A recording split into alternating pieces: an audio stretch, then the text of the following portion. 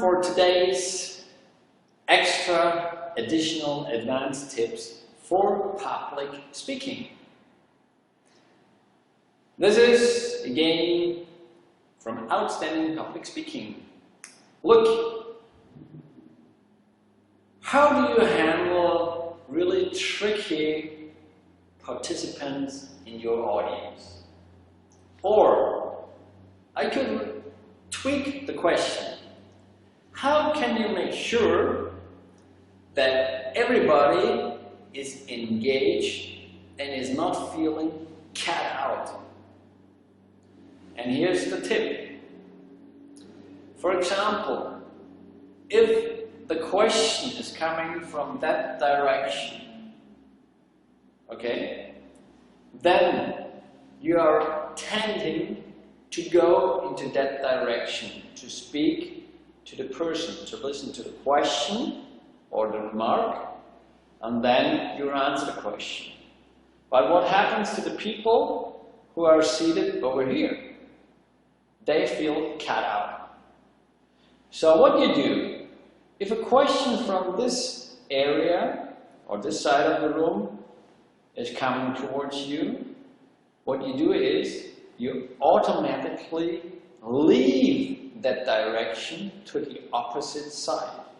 So you're looking at that person, but on the same time you're moving over to this area. And that ensures, of course you're talking to that person in the back on that side, but those people sitting on this side are included. And this is just a tiny little trick. Or now you're getting a question from here, and then you immediately leave that direction and move on to the other side to include all those people sitting over there, looking at that person who is asking you a question. Of course, that's another advanced tip. You listen to that person, you have eye contact, and then you scan the audience and have short eye contact, especially with the people on the opposite side. You get it? You're listening to the question, you're scanning, making eye contacts, especially to that side, and then if the question is done, then you turn over and you give the answer. Again, you're talking to the person standing on the opposite side, looking to other people's eyes while telling you the answer. And that is making sure that you are engaging, not verbally, but with eye contact, the whole audience. This is a really advanced tip. Another thing which is related to that is that you approach people, that you're coming close, so they wake up, oh, he's coming, I'm not falling asleep, you know? Or you walk around, you go through the aisle, you go through the rows, you're coming back on stage. This is really getting into the audience energy, and they feel your energy, which is, of course, higher than the whole audience. Because you are the leading person. You have to lead the room. You have to lead the energy level. You have to be way above the energy level of your audience. And as I mentioned in earlier audios, you have to get your vibration high before you enter the stage. Okay? So keep eye contact, walk through the aisles, cross the side from the left to the right, either in the back or just in the middle of some rows, depending how much space is left. Walk around.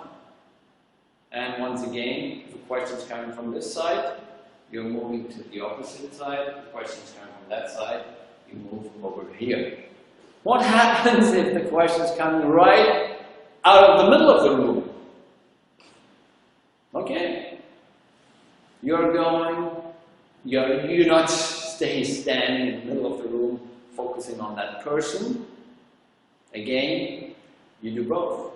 You walk to that side, have eye contact while listening to the question, And then you walk over to the other side, have eye contact with those people over here, listening to the question, and then answer the question while walking around. You get that point? Another thing, where do the troublemakers sit usually? In the front row, there are seated your raving fans. So you never have to worry about the front row. Where you have to pay attention is at the far edge on the right, far edge on the left, and the last row. There are usually seated the troublemakers. But you can embrace them, be thankful for them. But only one thing you have to pay attention is, don't fall into the trap that you get, or that you pay too much attention to the troublemakers.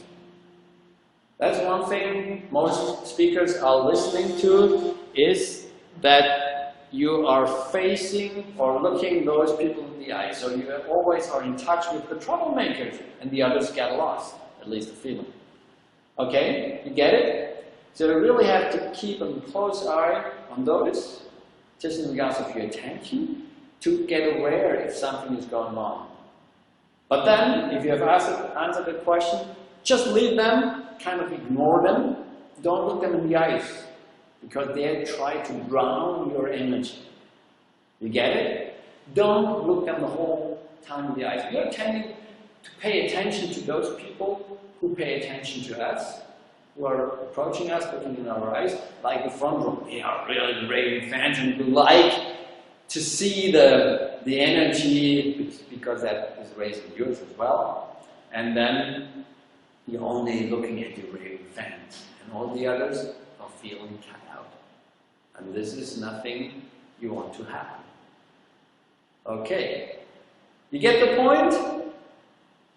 Close eye contact to all of your audience.